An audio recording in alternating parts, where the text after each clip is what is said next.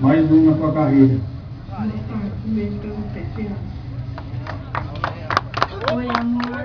Eu e minha irmã estamos aqui pra te desejar um bom jogo e falar que a gente tá aqui na arquibancada torcendo por você.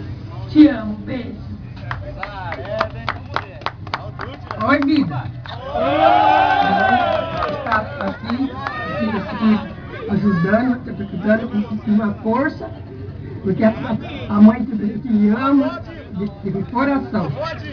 De pequeno, sempre você adorou a bola, jogar bola. Você sempre deixou eu alegre, né?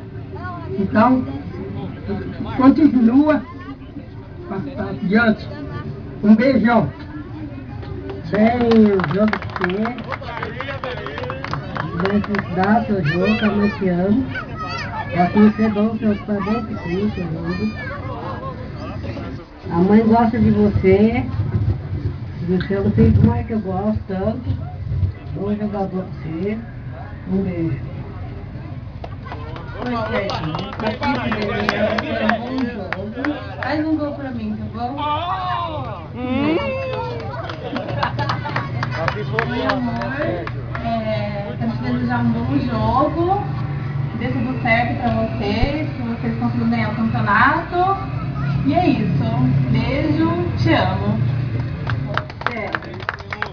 Eu sei que você adora ficar jogando bola por aí. Eu te desejo muito sucesso, desejo que você ganhe o jogo. Você sempre sai arrumadinho, sempre prontinho para jogar.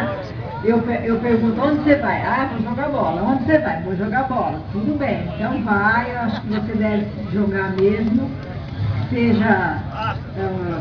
Você tenha um futuro bom, que você faça um bom jogo, bons jogos e que você se divirta, né, com a turma que você gosta. Desejo tudo de bom para você, você é um ótimo filho e um beijão e que dê tudo certo. Vida, estou aqui para falar que estou do seu lado, que eu te apoio. Parabéns por todos os jogos.